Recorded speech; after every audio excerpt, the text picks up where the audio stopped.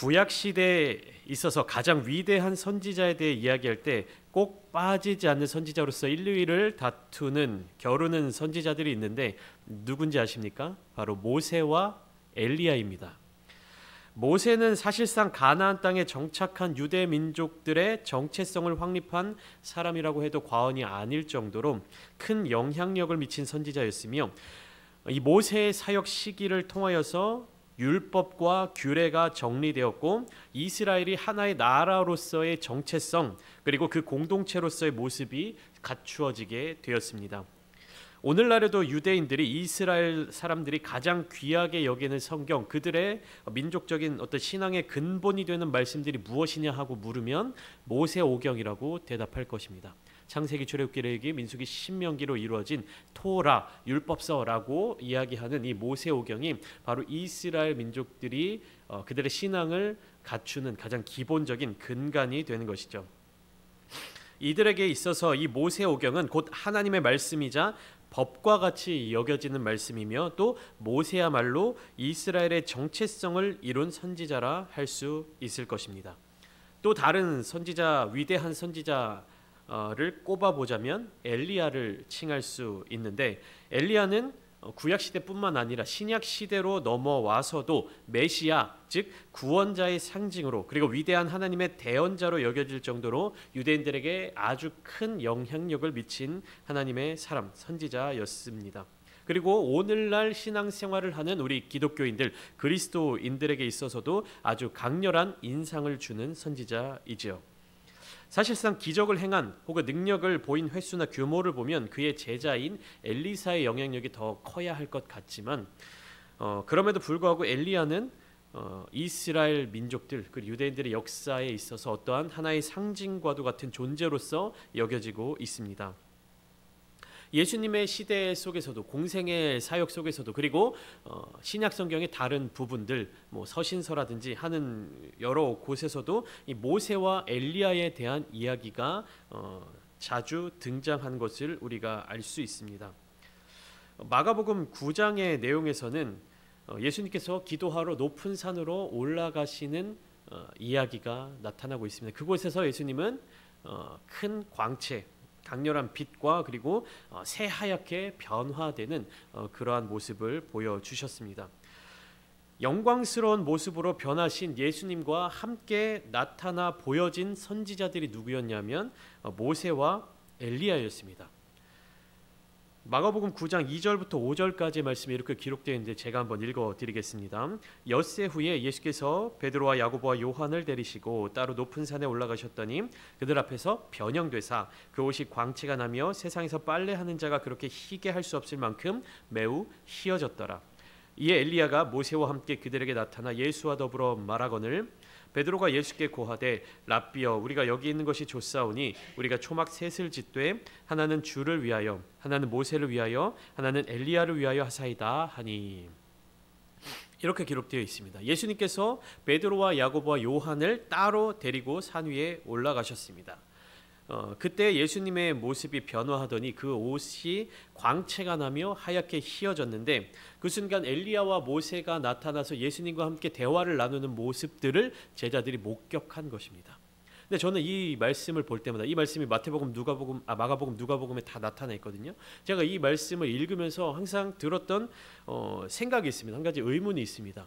이 제자들이, 베드로와 야고보와 요한이 어떻게 예수님과 함께 대화를 나누고 있던 그 사람들이 모세와 엘리야인 줄 알았을까?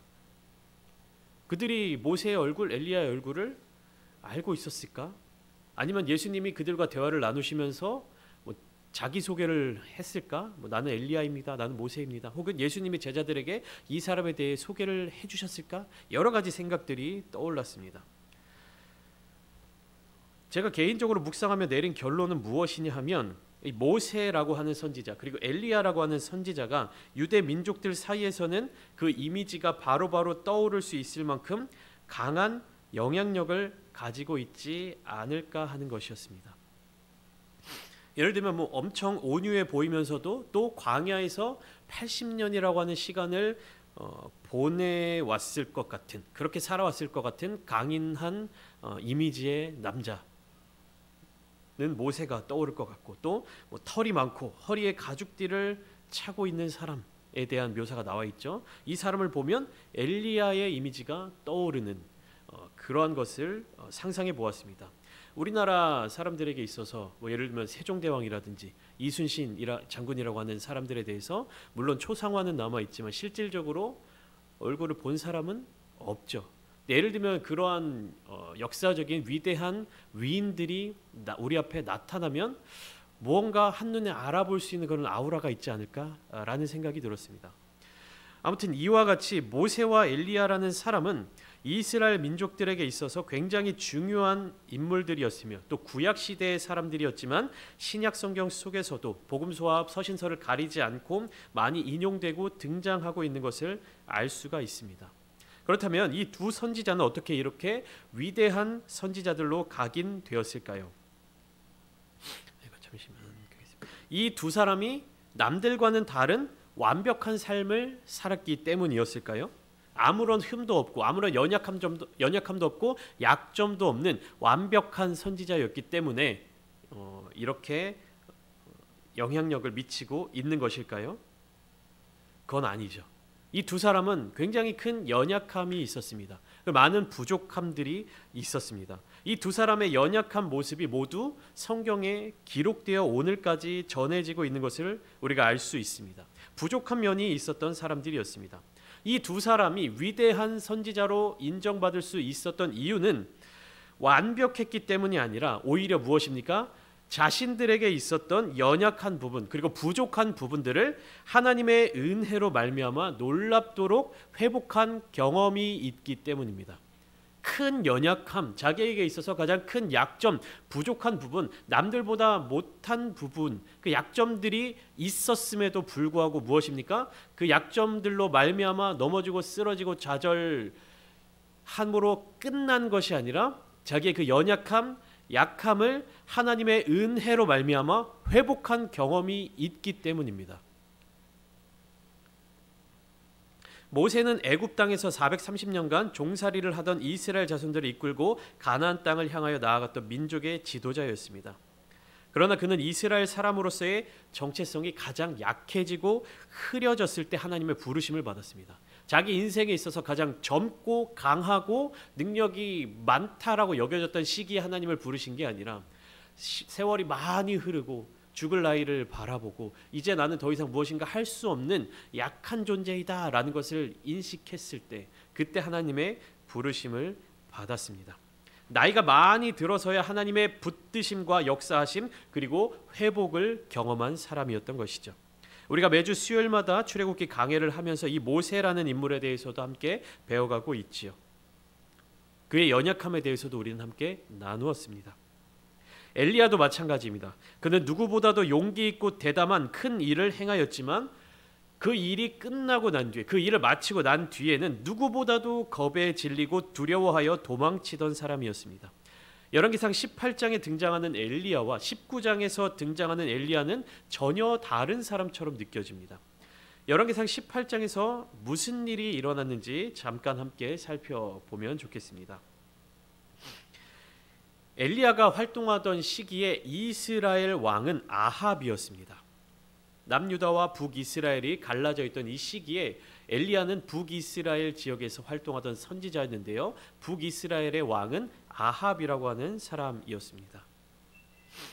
이 아합의 시대, 아합 왕의 시대는 역사적으로 북이스라엘 역사상 가장 부유하고 가장 강력했던 전성기였습니다. 마치 고구려의 최전성기 하면 어느 시대냐라고 물었을 때 떠오르는 시대가 있죠. 광개토 대왕과 장수왕 시대. 가장 넓은 영토를 그리고 가장 강한 군사력을 가장 강한 경제력을 갖췄던 시기로 우리는 그 시대를 떠올릴 수가 있습니다. 이처럼 이 북이스라엘 역사상 가장 강력했던 왕권, 가장 나라가 부강했던 때가 언제냐라고 물었을 때 답을 줄 수 있는 시대가 바로 이 아합 시대입니다. 아합의 아버지였던 오므리로부터 시작해서 아합의 시대에 이르기까지 이 북이스라엘은 정치적으로 외교적으로 문화적으로 모든 면에 있어서 강한 나라의 모습을 갖추게 되었습니다.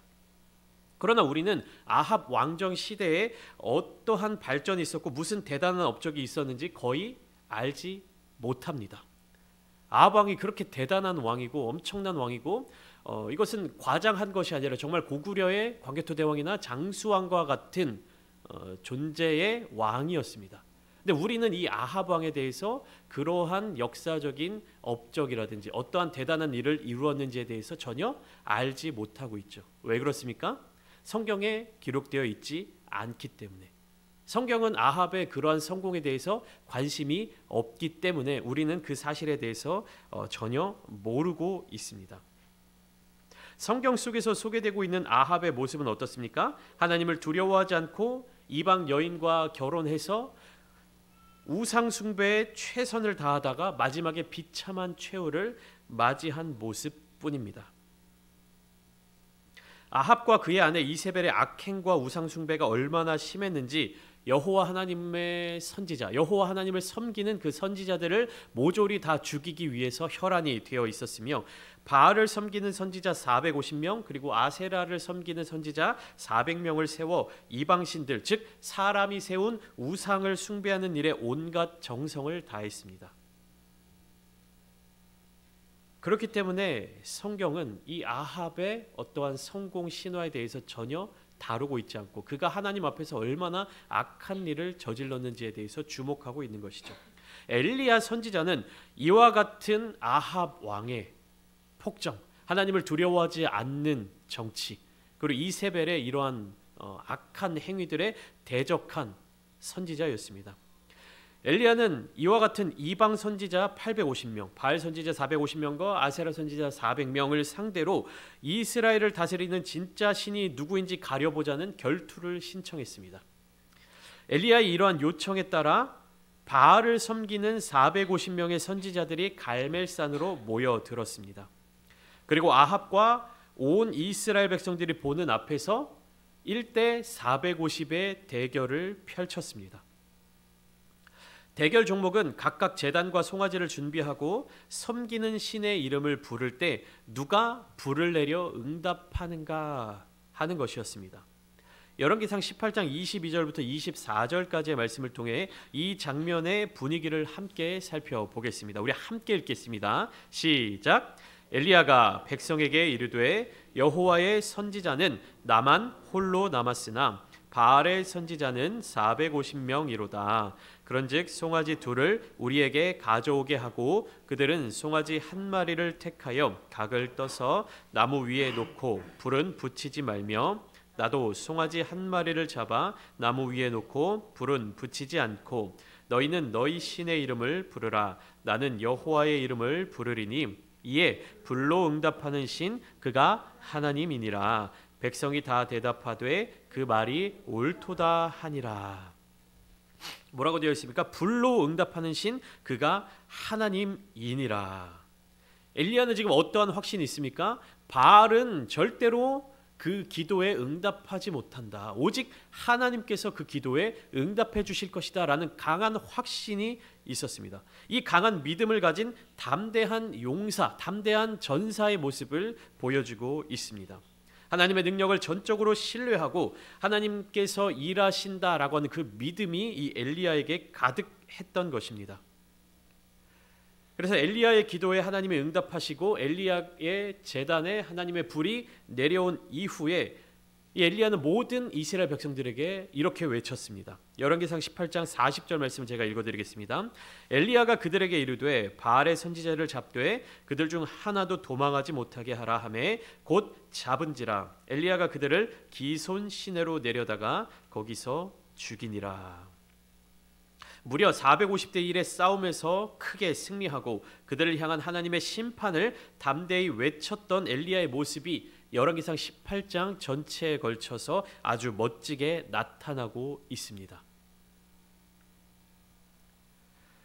이러한 엄청난 승리 이후에 엘리야의 모습은 어떠했을까요? 그 내용이 바로 오늘 본문에 등장하고 있습니다. 갈멜산에서의 영적 전투에서 대패를 하고 왕궁으로 돌아간 아합이 그의 아내 이세벨에게 그 모든 과정을 이야기합니다. 근데 이 이세벨이라고 하는 여인이 보통이 아닙니다. 그 남편 아합보다도 더 악하고 더 강한 사람 같습니다. 갈멜산에서 바알 선지자 450명이 진멸당한 그 일을 듣고도 두려워하지 않고 오히려 어떻게 합니까? 사신을 엘리야에게 보내어 당신을 죽이겠다. 내가 내일 이맘때에는 반드시 너도 저 바알 선지자 450명처럼 저런 꼴을 당하게 만들겠다. 무슨 말입니까? 내일 이맘때에는 반드시 네가 죽어 있게 만들겠다. 내가 너를 반드시 죽이겠다. 이렇게 선포하고 있는 것입니다. 본문 2절 말씀에 이렇게 기록되어 있죠. 이세벨이 사신을 엘리야에게 보내어 이르되 내가 내일 이맘때에는 반드시 내 생명을 저 사람들 중 한 사람의 생명과 같게 하리라. 그렇게 하지 아니하면 신들이 내게 벌 위에 벌을 내림이 마땅하니라 한지라. 이 말을 들은 엘리야는 두려움에 빠지게 되었습니다.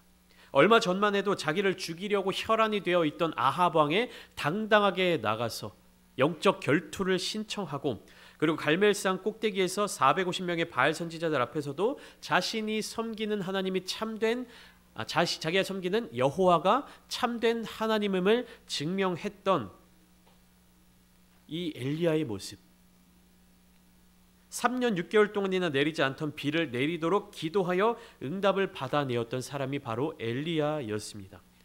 그런데 열왕기상 19장에 들어선 뒤에 보여주는 엘리야의 모습은 담대함과는 거리가 멀어 보입니다. 왕비 이세벨이 반드시 죽이겠다고 한 그 말에 두려움을 느껴 멀리 도망가기에 바쁩니다.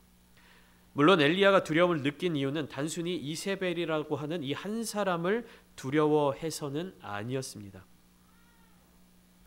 엘리야가 느꼈던 두려움의 근원은 무엇이었냐면 그가 기대했던 모습과 다른 현실이 자기 앞에 놓여 있었기 때문입니다.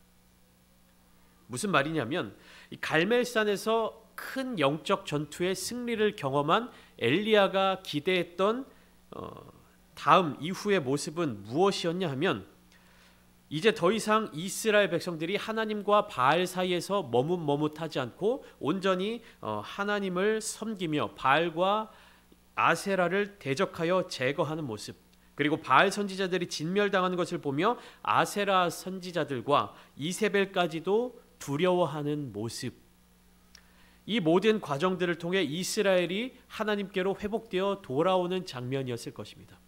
엘리야가 기대했던 장면은 이와 같았습니다. 큰 영적 전쟁에서, 큰 영적 전투에서, 그 결투에서 승리하고 난 이후에 나타나야 될 모습들, 엘리야가 기대했던 그 모습들이 어떻게 된 겁니까? 엘리야 앞에 나타나지 않았어요. 엘리야가 기대했던 것은 아합과 이세벨이 그 영적 전투에서 패한 것을 기초로 회개하여 돌이켜 오거나 아니면 두려움에 빠져 있거나 하는 모습이었는데, 오히려 어떻습니까? 두려워하지 않고 나를 죽이겠다고 사신을 보내어 그렇게 선언하고 있는 것입니다. 엘리야가 마주한 현실은 기대와 달랐습니다. 이세벨과 아세라 선지자들이 하나님을 두려워하기는커녕 오히려 하나님의 선지자인 엘리야를 붙잡아 반드시 죽이겠다는 경고를 보내왔습니다. 이 경고의 메시지를 들은 엘리야, 그리고 상황과 환경이 자신의 기대와는 다른 모습을 본 엘리야는 그 즉시 자기의 생명을 위해 도망가는 선택을 하게 됩니다. 오늘 본문 3절과 4절 말씀은 엘리야가 도망가는 과정을 우리에게 보여주고 있는데요. 먼저 3절 말씀을 보시면 엘리야가 어느 지역까지 도망을 치게 되냐면 유다에 속한 부엘세바까지 이동을 합니다. 엘리야는 어디에서 활동을 하던 선지자라고 제가 말씀드렸죠? 북이스라엘에서 활동하던 선지자였습니다. 이 갈멜산의 위치도 거의 북서쪽 끝에 위치해 있습니다. 이스라엘 땅의 북서쪽 끝에 위치해 있습니다. 그런데 어디까지 도망을 쳤습니까? 부엘세바라고 하는 곳까지 도망을 쳤습니다. 부엘세바는 유다, 남유다 땅에 속한 지역인데요. 우리가 이전에 주일 오후 시간에 이 언약궤 시리즈로 함께 말씀을 나누었을 때 이런 내용이 있었는데 기억이 나실지 모르겠습니다. 단에서부터 부엘세바까지 온 이스라엘 백성들, 단에서부터 부엘세바까지 기억나십니까? 이게 우리나라로 치면 무슨 말이라고 말씀드렸죠? 한라에서 백두까지. 그러니까 북쪽 끝에서 남쪽까지 모든 이스라엘을 의미하는 단어가 바로 단에서부터 브엘세바까지입니다. 그렇다는 말은 엘리야는 지금 어디까지 도망을 친 겁니까? 브엘세바라고 하면 우리나라로 치면 땅끝 마을까지 도망간 거예요. 남쪽 끝까지 도망을 친 겁니다. 우리나라로 치면 물론 실제적인 거리는 다르겠지만 인천 강화도에 있는 만이산에서부터 땅끝 마을까지 도망을 간 거예요. 그런데 엘리야의 도망은 여기서 그치지 않습니다. 본문 4절 말씀인데요. 3절 후반부부터 함께 읽어보겠습니다. 자막 띄워주시면 함께 자막을 보고 읽겠습니다. 시작. 브엘세바에 이르러 자기의 사환을 그곳에 머물게 하고 자기 자신은 광야로 들어가 하룻길쯤 가서 한 로뎀나무 아래에 앉아서 자기가 죽기를 원하여 이르되 여호와여 넉넉하오니 지금 내 생명을 거두시옵소서. 나는 내 조상들보다 낫지 못하니이다 하고. 이 땅끝 마을까지 간 엘리야는 거기서 하룻길을 더 내려갑니다. 우리나라는 이제 반도이기 때문에 그 땅끝 마을 밑으로는 바다이기 때문에 더 내려갈 수가 없죠. 그런데 이스라엘 땅, 그 팔레스타인 지역은 이스라엘 지파들에게 주어졌던 그 땅 아래로 뭐가 있냐면 광야가 펼쳐져 있었습니다. 근데 엘리야는 그 광야를 통과하여서 하룻길을 더 내려갔습니다. 그리고 한 로뎀나무 아래에 앉아서 하나님께 이렇게 기도합니다. 여호와여 넉넉하오니 지금 내 생명을 거두시옵소서. 엘리야는 자신에게 주어진 하나님의 사명을 스스로 마무리하려고 하고 있습니다. 어쩌면 그는 지금 그가 느끼는 두려움과 더불어 갈멜산에서 이룬 큰 승리가 자기의 마지막 사역이 아닐까 하는 마음으로 하나님 앞에 죽기를 바라고 있습니다. 본문 4절 말씀을 새 번역 성경으로 읽어보면 엘리야는 하나님께 이렇게 기도합니다. 주님, 이제는 더 바랄 것이 없습니다. 나의 목숨을 거두어 주십시오. 이제 넉넉하오니라는 말이 새 번역 성경으로 번역을 해보면 이제는 더 바랄 것이 없습니다. 나의 목숨을 거두어 주십시오. 이렇게 기도하는 모습을 알 수가 있습니다. 이렇게 로뎀나무 아래에 주저앉아 죽기를 기다리다가 잠든 엘리야에게 천사가 나타나 그를 어루만지며 음식을 먹고 마시도록 했습니다. 엘리야가 머리맡에 준비된 음식을 먹고 다시 눕자 천사가 또 다시 찾아와서 엘리야를 깨우며 음식을 먹게 하였습니다. 여기에서 천사가 엘리야를 먹이면서 한 이 말에 우리가 함께 주목하기 원합니다. 이 말을 집중해서 보기를 원합니다. 본문 7절 말씀입니다. 함께 읽겠습니다. 시작. 여호와의 천사가 또 다시 와서 어루만지며 이르되 일어나 먹으라. 내가 갈 길을 다 가지 못할까 하노라 하는지라. 엘리야가 브엘세바까지 도망치고 거기에서도 더 내려가 광야 한가운데로 온 것은 누구의 결정이고 누구의 의지였습니까? 엘리야가 결정한 것이고 엘리야의 의지였습니다. 그가 도망을 쳤고 그가 그곳 광야까지 다다르게 된 것이었습니다. 엘리야가 이세벨의 죽음의 위협으로부터 피해서 도망쳐 온 것이고 그 두려움으로 인해서 그 길을 결정해서 이곳 광야까지 도달하게 된 것입니다. 그런데 여호와의 천사가 엘리야에게 뭐라고 이야기를 하고 있냐면 7절 후반부에 네가 갈 길을 다 가지 못할까 하노라 이렇게 기록하고 있습니다. 일어나 먹으라. 네가 갈 길을 다 가지 못할까 하노라. 천사의 말을 잘 생각해 보면 이 엘리야의 의지를 따라오게 된 이 길이 바로 엘리야가 가야 할 길, 엘리야가 거쳐야 할 과정이라고 말하는 것 같습니다. 다시 말해 하나님이 엘리야를 어디론가 인도하고 계시는데 그곳으로 가는 과정 중 한 곳이라는 의미입니다. 엘리야는 자기의 모든 사역을 다 내려놓고 이제는 끝났다 라는 마음으로 로뎀나무 아래에 누웠는데 하나님은 엘리야를 일으켜 세우시며 먹고 마실 양식을 주시면서 네가 가야 할 길을 끝까지 가라고 말씀하고 계시는 겁니다.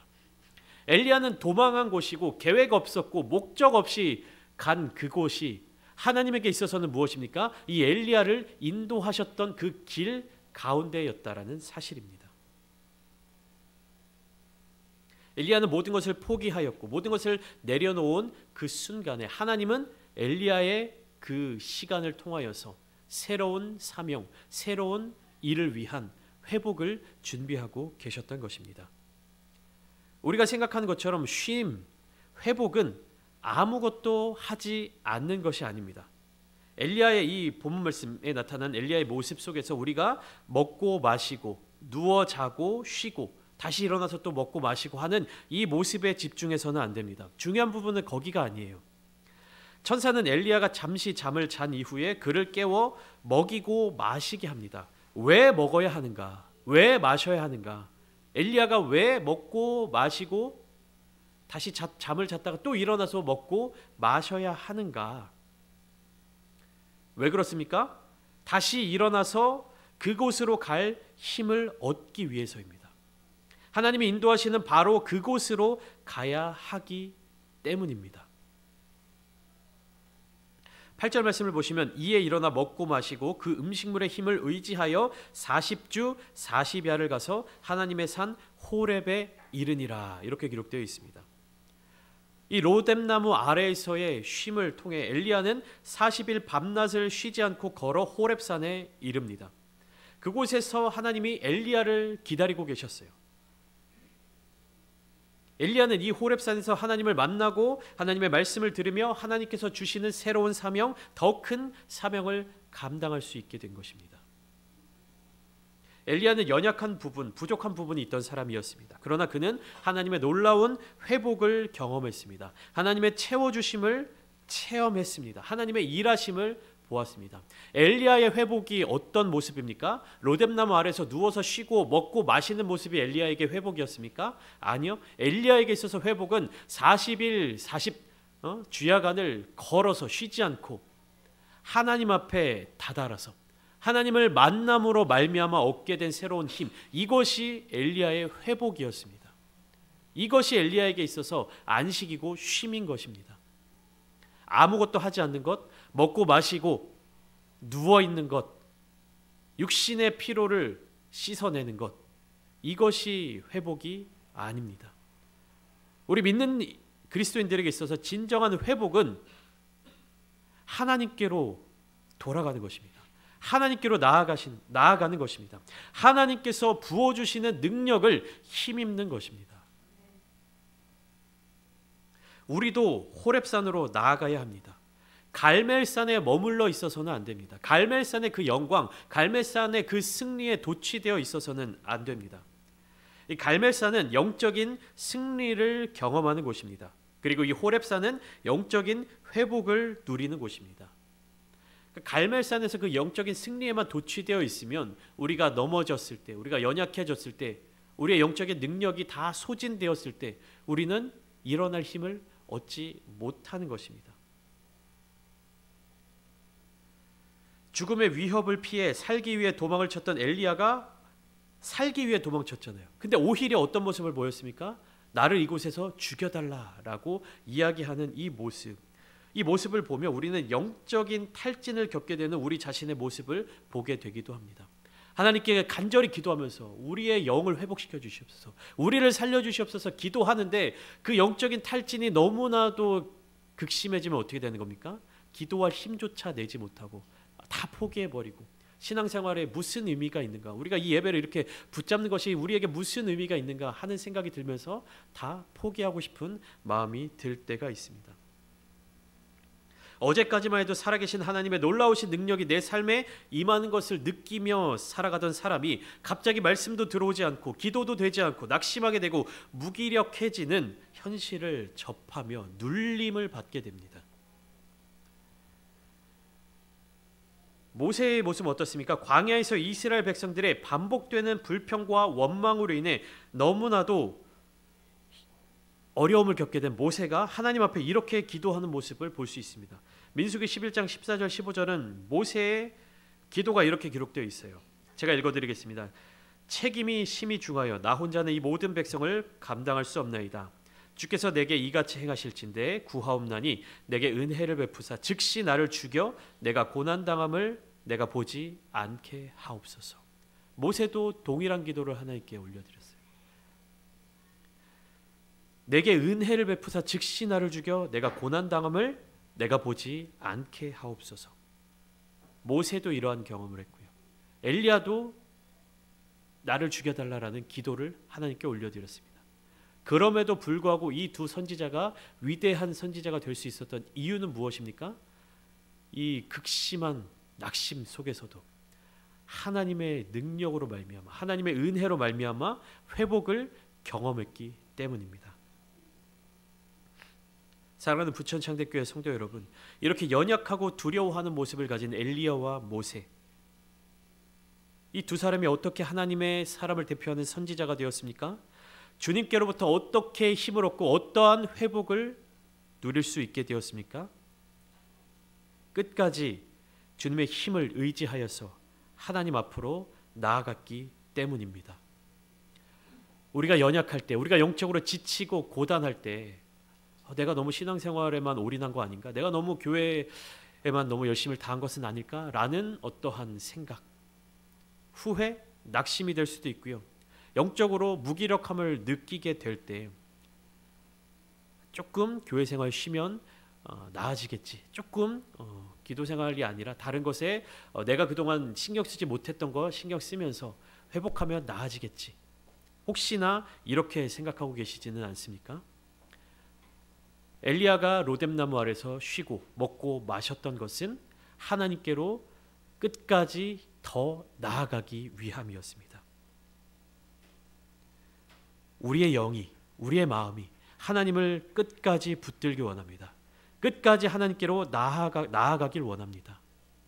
하나님께서 부어주시는 놀라운 힘과 능력을 의지하기 원합니다.